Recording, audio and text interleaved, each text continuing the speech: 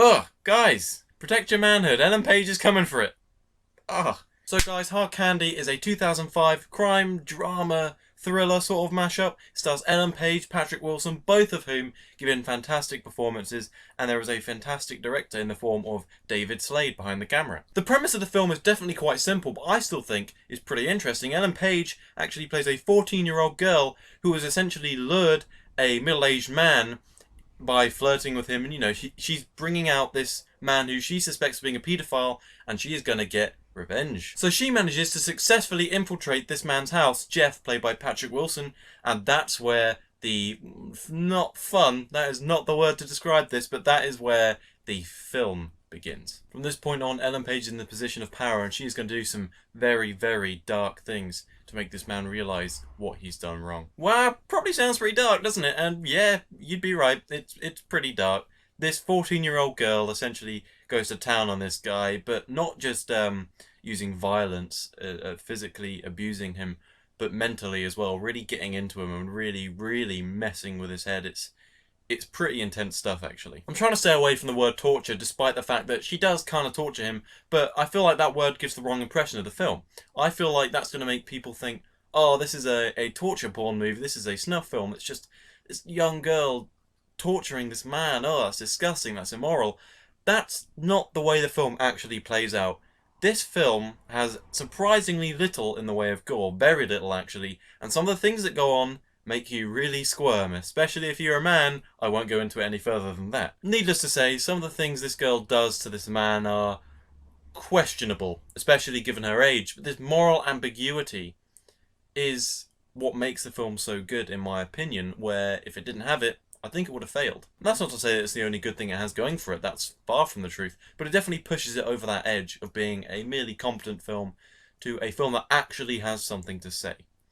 And that's brought out by the fact that it is ambiguous and you can interpret it in a myriad of different ways. Both characters in this film are undeniably flawed, and that's brilliant. Patrick Wilson's character, Jeff, paedophile, flaw. That's a fairly simple flaw, but as the movie goes on, you're going to see some more of that brought out. Ellen Page's character, seemingly, perhaps at the beginning, you're going to be like, yeah, she is doing the right thing. She's standing up for herself. She is getting this guy back for what he has done, or what he was going to do. But then the movie goes on, and she doesn't just turn him in. It goes on, and we see her do things, and you think, is that really what you should be doing? And it brings up a number of questions that it doesn't really go deeply into, but it sort of has them circulating around in your head, such as, oh yeah, you're right, if you hand him in, there maybe he won't get justice for what he's done. So should that's what the film asks. You don't know. You just don't understand. Well, you don't understand. You don't know whether what she's doing is the right thing. And even if you do, in your mind, think that's the right thing, you're constantly feeling uncomfortable about that. It's hard to make a decision in this film and to be set on it and to be like, yep, that is exactly the right thing to be doing. That is what I would do in that situation. It's just, there's so many reasons why you can't go either way fully. It's, as I've said, it's ambiguous, and that, I think, is fantastic. But beyond the central battle between these two brilliantly acted characters, by the way, Ellen Page, Patrick Wilson, fantastic performances from both of them. Ellen Page is very, very confident as this 14-year-old girl in what some are going to call an unrealistic performance. Some are going to call it an immoral performance, and I'm going to say, no, this isn't Hit Girl from Kick-Ass, This isn't that kind of character where she causes violence and it's played up to a fun tone. It's not like, ha ha ha, she's killing people and she's young. No, this is very, very serious. It doesn't pull any punches. And it shows a lot less in a film like Kick-Ass does. And I'm not meaning to completely refer to it as, a comparison to Kick-Ass. They're very different films, I get that. But regardless, the violence in Kick-Ass, you see a lot of it. It's there. In this film, it shows a lot of restraint. The restraint on the part of David Slade to not show gore where he very much could have, and then still create this incredible tension is really unparalleled, I think, in my opinion. I think that's really, really great. In many ways, I'd even argue that if he'd shown the gore, there would have been less to it, because a lot of the part of what makes the tension is what we're thinking in our minds of what's going on. And as I said, especially if you're a man, like, you're just thinking in your head, like, oh, what is happening? And that, in my opinion, is far more effective than just outright seeing it, even though film is a visual medium. There's a lot more to it than that. Although, speaking of film being a visual medium, see what I did there? I linked it between the cuts. Speaking of film being a visual medium, there is something very significant to this film, and that is its actual aesthetic and what this means and what it implies. It's not just a film that is colourful for the sake of being colourful. It's not a film that's not colourful for the sake of being not colourful.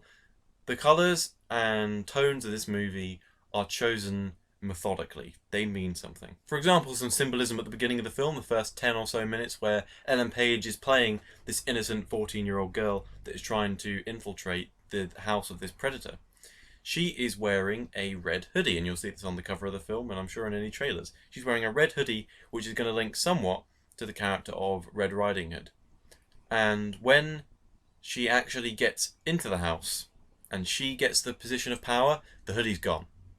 This obviously draws parallels against Red Riding Hood. She makes this transition from innocent little girl who's being preyed on to predator, and I think it's done in a way that is very visually telling and creates a difference between the character we saw then, a visual difference between the character we saw then and the character we are now seeing. There are some visual problems I had with the film though. For example, these scenes are very few and far between, but I noticed it early on, I noticed it in a scene later on, which I won't spoil, but the cameraman has a tendency to sometimes shake the camera, though this isn't an action film, it's not really a problem, but in scenes where things are getting a bit frantic, the screen seems to go all jumbly and jittery. It's like he's filming it in a sort of low frame rate. It makes it look kind of odd, and for a while I gave it a chance. I was like, what does this give aesthetically to the film? What does it give to the tone?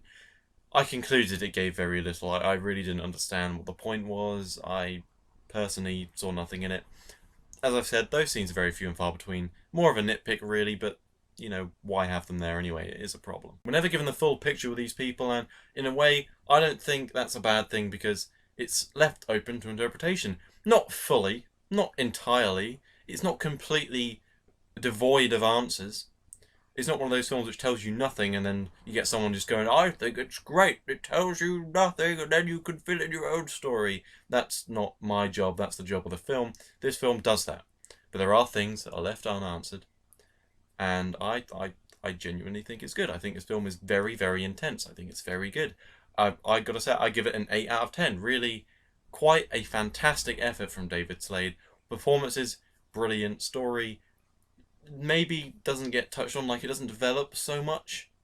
It's fairly light on actual story, but it mainly focuses on the characters and their performances and what this means and the mental battle between these people. So, yeah, I really do think it's good. But anyway, guys, that was my review of Hard Candy. Very good film in my opinion. If you like my review, please like and favourite in the boxes below. You know what to click. And if you really like this review, you want to see more of them, there will always be more. Please subscribe. It helps me more than you know. Thank you very much for watching.